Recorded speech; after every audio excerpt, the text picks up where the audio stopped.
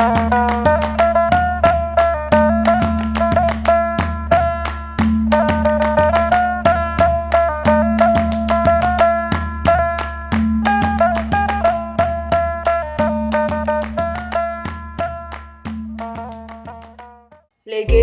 asal mula Danau Laukawar. Alkisah, pada zaman dahulu terdapat satu daerah pertanian di Karo, Sumatera Utara. Daerah itu dikenal dengan nama Desa Kawar. Penduduk desa itu bekerja sebagai petani. Suatu waktu, hasil panen berlimpah ruah, bahkan 2 kali lipat dari tahun sebelumnya. Karena itu, lumbung-lumbung penduduk penuh dengan hasil panen. Kondisi ini membuat para petani berniat membuat sebuah pesta hajatan sebagai tanda rasa syukur kepada Tuhan Yang Maha Esa. Pada hari yang ditentukan, semua penduduk desa berkumpul di tanah lapang dengan mengenakan pakaian yang indah dan membuat masakan yang lezat-lezat.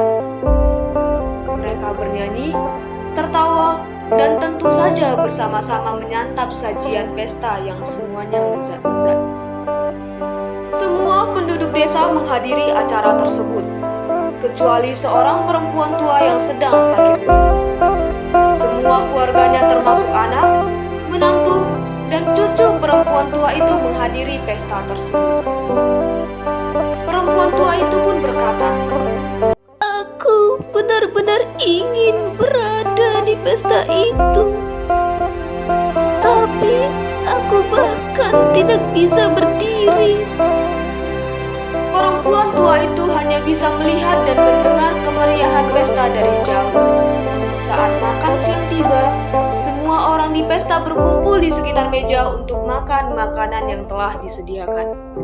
Semuanya menikmati makanan dengan riang gembira. Bertentangan dengan apa yang terjadi di pesta, perempuan tua kelaparan di rumah. Ia tidak makan sedikit pun sejak pagi. Perempuan tua pun berkata, "Ya ampun, aku sangat lapar. Mengapa tidak ada dari keluargaku yang datang membawakan makanan kepadaku?" Nafasnya menggigil karena lapar. Kemudian, dengan sisa tenaganya, ia memaksa dirinya untuk bangun dari tempat tidur dan mencari sesuatu yang bisa dimakan di dapur. Tetapi, tidak ada sedikit pun makanan yang ia temukan. Menantu perempuannya tidak memasak pada hari itu, karena ia mengetahui bahwa makanan akan disiapkan di pesta. Perempuan tua yang malang pun kembali tidur. Ia sangat kecewa dan sangat sedih. Ia menangis karena hidupnya yang malang. Tidak ada seorang pun yang memperhatikannya. Di pesta itu, seorang pria bertanya pada istrinya, "Mengapa kamu tidak mengambil beberapa makanan dari pesta dan memberikannya pada ibuku? Minta anak kita untuk mengantarnya." "Baiklah, suamiku," kata perempuan itu sambil buru-buru mengemas makanan untuk ibu mertuanya. Setelah itu, ia meminta putranya untuk membawakan makanan tersebut.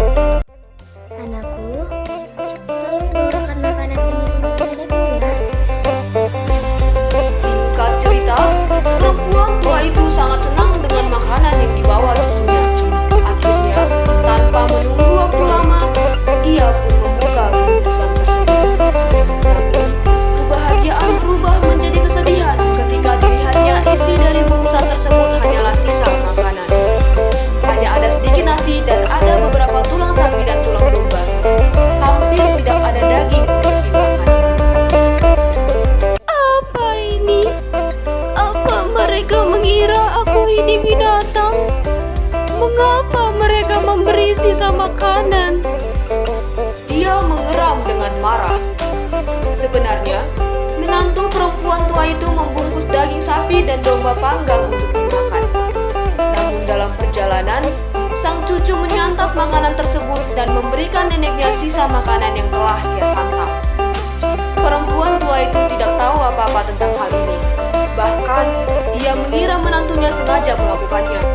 Ia merasa sangat kecewa dan terhina dan tak bisa menahan air matanya. Kemudian Kemudian ia berdoa kepada Tuhan untuk mengutuk putra dan menantunya. Ya Tuhan, mereka berdosa terhadap saya. Saya mohon, hukumlah mereka Tuhan. Hukumlah mereka Tuhan. Kata perempuan tua itu dalam doanya sambil mencucurkan air mata. Bahkan belum genap 1 menit ia menyelesaikan doanya, tiba-tiba terjadilah gempa bumi yang sangat kuat. Langit menjadi gelap dan terjadilah badai besar diikuti hujan yang sangat lebat dan petir menyambar-nyambar. Seluruh penduduk desa yang tadinya sangat bersukacita seketika menjadi panik. Mereka ketakutan dan berlari ke sana kemari untuk menyelamatkan diri. Jerit tangis terdengar di mana-mana, teriakan minta tolong pun terdengar menyayat hati. Mereka ingin menyelamatkan diri, mereka mencoba mencari tempat berlindung, namun bencana terjadi dengan sangat cepat. Mereka tidak bisa menghindar dari keganasan alam yang dahsyat itu. Dalam sekejap, desa Kawar yang subur dan makmur tenggelam oleh hujan deras yang tiada henti selama berhari-hari. Beberapa hari kemudian, desa itu telah berubah menjadi sebuah kawah besar yang dipenuhi genangan air. Desa itu tenggelam dengan waktu yang sangat singkat. Tidak ada satupun yang selamat. Demikianlah, oleh masyarakat Karo diberi nama Laut Kawar. Itulah legenda asal mula Danau Laut Kawar. Jika ada kesalahan dalam penyampaian, mohon dimaafkan.